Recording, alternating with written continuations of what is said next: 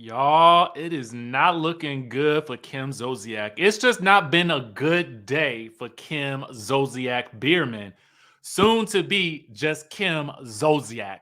Let's get into the tea because it looks like our good girlfriend, Kim Zolciak, is headed for divorce.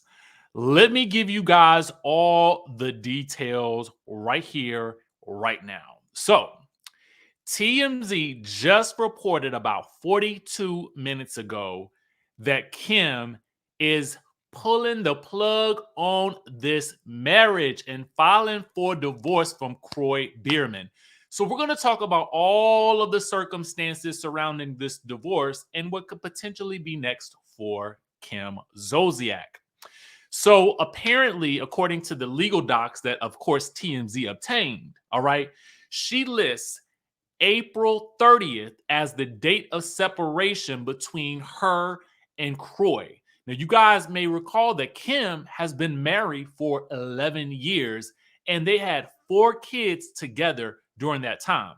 Now, according to the documentation, Kim is filing because the marriage is irretrievably broken with zero hope of reconciliation.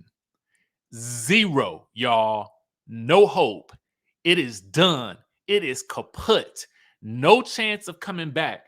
Now, this is the third divorce from well, I don't want to say former because second from a former, but like Real Housewives of Atlanta stars Drew Sidora and Ralph Pittman. Then we saw the shock of our lives with Eva Marcel and her husband. And now we have Kim Zolciak, but I felt like we knew that there might have been trouble in paradise for Kim and Kroy. But we're going to talk about that in just 1 second because there's some other information I feel like you guys need to know. One, she's asking for primary physical custody of the kids and joint legal custody. But interestingly enough, Kim also wants spousal support, which I'm not surprised by because she's no longer doing the TV shows. But she also wants to legally restore her maiden name. So she does not want to be known as Kim Zolciak Bierman, even though some of the kids may share that last name.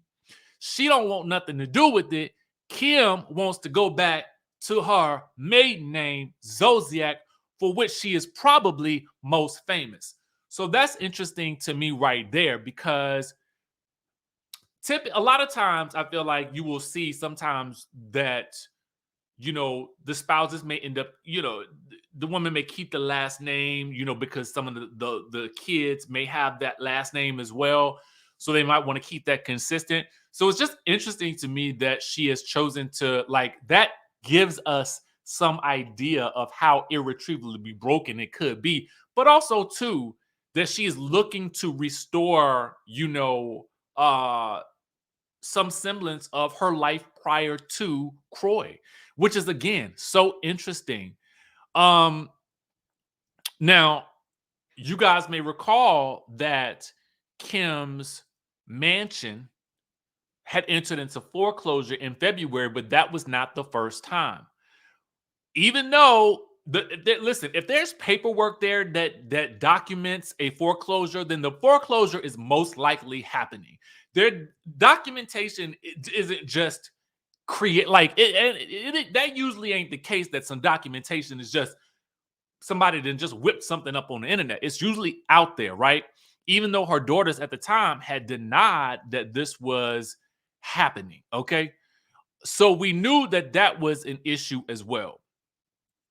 But if you saw the news earlier today, you will know that Kim apparently is also, well, Kim and Kroy are behind on their taxes, right?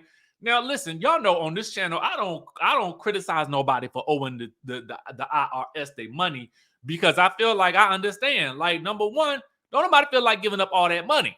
I get it. I get it. I get it. But they were behind in their taxes to the tune and owing the IRS to the tune of $1 million. Now that's a whole lot of ducats right there. That's a whole lot. That's a ton, as TMZ was reporting, deep in the hole. which some of which was built up from a decade ago. It almost make you feel like, dang, was you paying taxes at all, right? Because y'all know that interest will add up, unfortunately, right? Especially if it's from penalties, unpaid taxes, interest, and penalties from 2013, 2017, 2018, and then also owing the state of Georgia $15,000 for unpaid taxes in 2018, right? So you got the foreclosure happening about twice, with Truist Bank hiring a law firm to handle that process, at least in the February incident. And so that's why I'm like, they ain't just making this up. All right. And, Kim denying that any of these things are happening, it feels to me like somebody has done swooped in, came in as Captain Save or something, okay, and help pay off that debt so they could keep that house. But if you think about it like this is indicative of some larger financial issues that are at play. Now, some people had chalked it up to Kim allegedly, let me put the alleged badge up here, doing a lot of gambling, which she detailed apparently on her show. And so then we look at these multiple foreclosures and we know that finances we hear, I wonder what's the percentage of divorce that comes as a result of finances. Let's look it up. What is the percentage of divorce resulting from financial issues? All right. All right. So it says that money is widely known as one of the leading causes of divorce in America. It's estimated that financial problems contribute to 20 to 40% of all divorces. That means that for every 10 marriages that end in divorce, 4 of them are because of money. All right. That is from an article by the Jimenez law firm from December 29th of 2022. So the statistics are out there. I was reading from the Google. I placed the link in the description down below so you guys can read for yourself. But I mean, dang. Like, so for me, what's next for Kim Zolciak? Well, she's gonna have to make some kind of coin. She's trying to get the spousal support. What better time to do a season of Real Housewives Ultimate Girls Trip, because the other one is said to be coming out sometime soon, maybe even September or sometime before that. So you would listen, we could be looking at, Kim Zolciak doing the next iteration of the Real Housewives Ultimate Girls Trip. I think it would be the right time. I guarantee you we'll likely see her at BravoCon. I guarantee you we're going to be seeing more of Kim Zolciak back on our TV screens on the Bravo, because that would be the easiest way to come in and make a good buttload of money, because these divorces, they're going to be expensive now.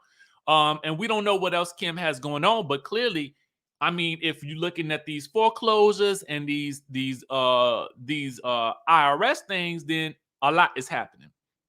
And again, divorce is expensive. So let me know what you guys think in the chatterization down below. Will we be seeing more of Kim Zolciak and hearing more of Don't Be Tardy for the Party? Y'all better be streaming that song, since she apparently, getting the money and the coins from that. So y'all go stream Don't Be Tardy for the Party. Let us know what you think in the comments down below, and I will catch you all in the next video.